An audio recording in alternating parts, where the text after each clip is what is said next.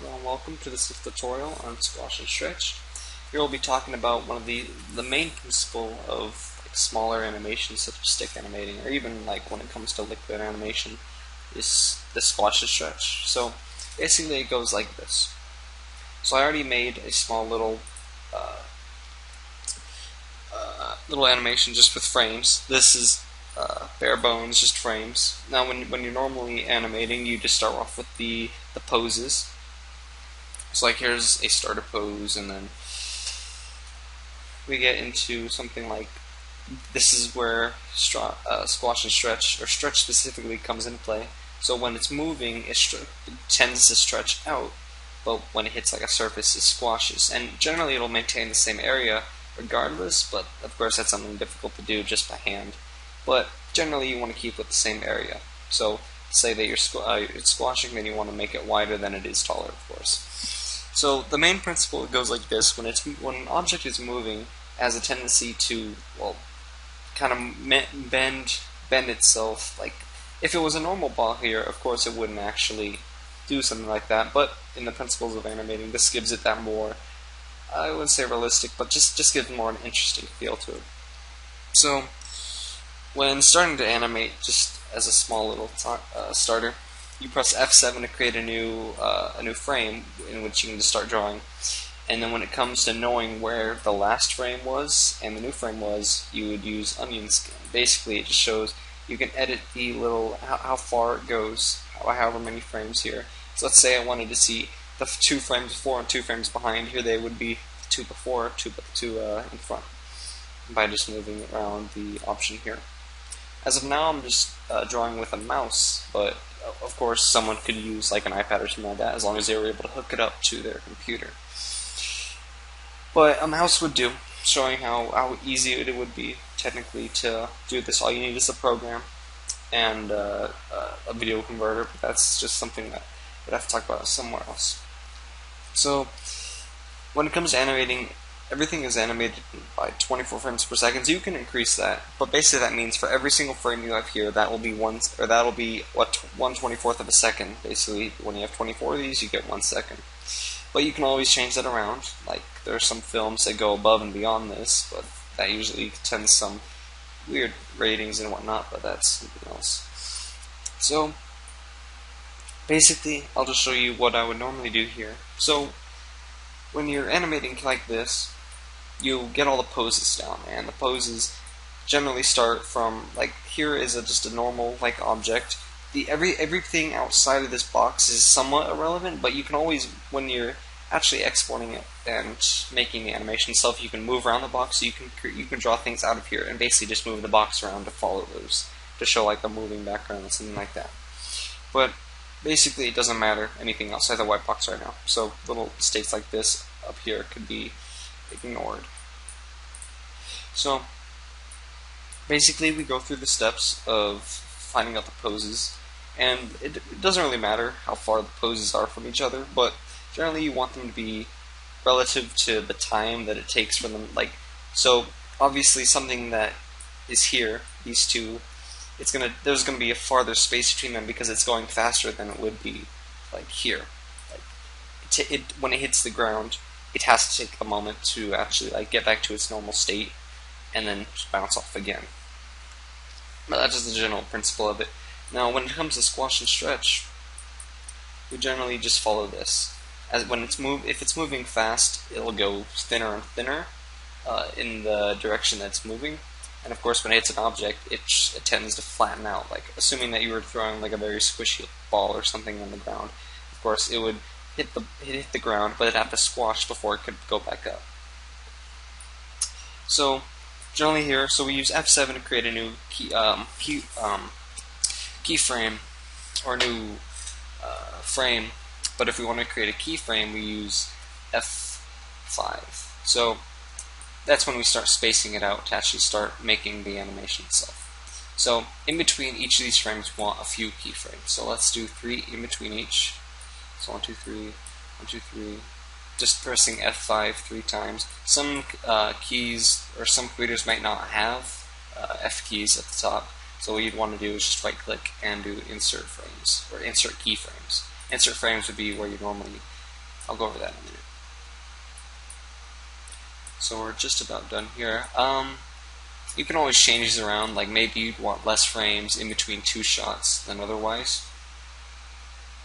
So, this one. Okay. So now basically we find whatever's in the middle of these two. This point right here, at about frame 3, is in between these two. Now we can just edit the onion skin here to change what we're looking at. So now we want to make something, or we need like transition between these two poses right here, and it'll be the middle of these two, of course.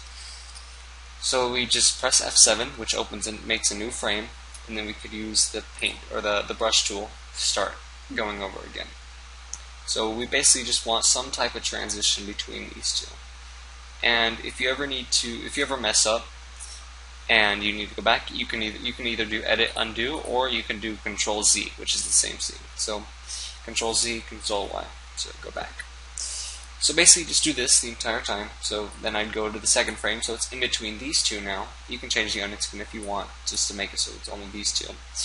And then you can do F5 again, or not F5, actually F7, to make a new frame, and then you can just do the transition between these two.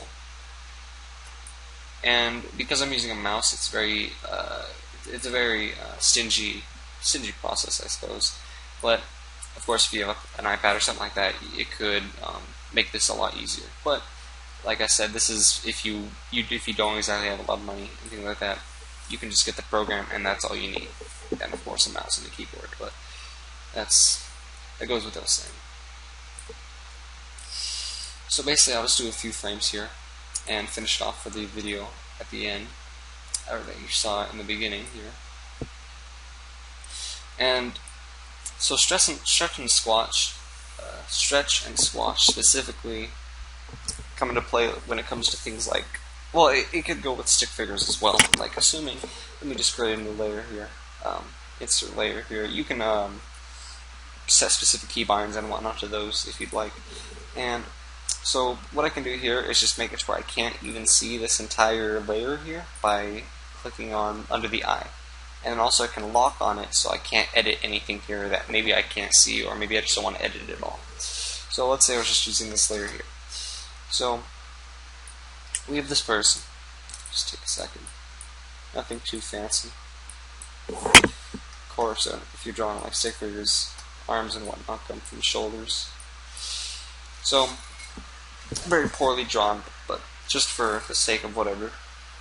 You can zoom in and zoom out with Control scroll mouse. But basically, if we wanted to go here and show him jumping, of course, there's a principle of like premeditation where like you'd see him crouch down before he jumps, but for the sake of this, he'll just be jumping.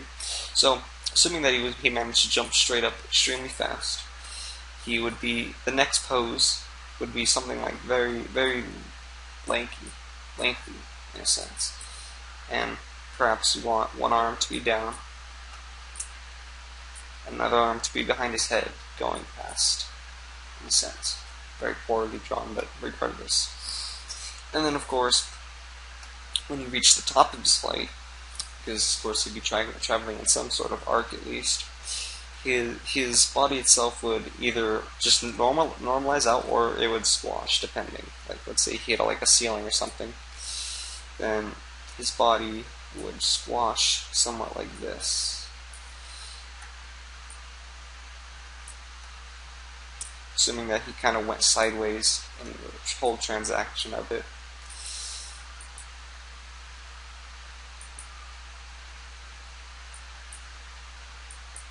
Okay, so see how, like, when it comes to squash and stretch, basically it's just like turning one another, depending on what you're using. Like a ball, basically you just turn it to the sideways in a sense, if that's how you want to do that.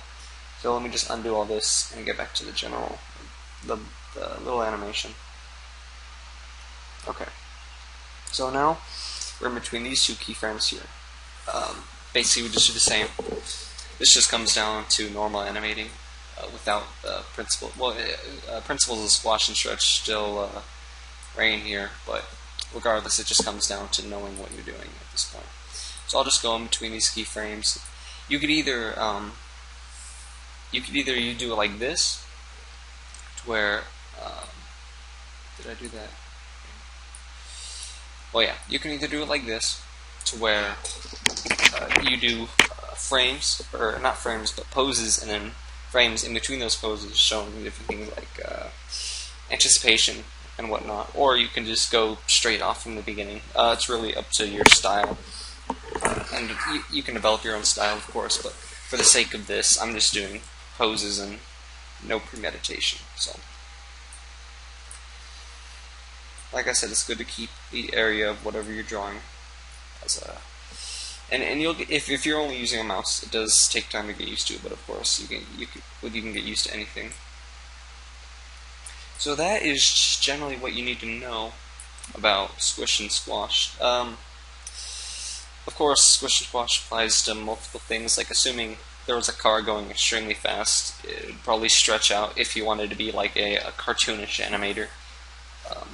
But it really just comes down to what type of animation you're up to. And when it comes to Flash itself, yeah, of course it's better with cartoonish animation and unrealistic.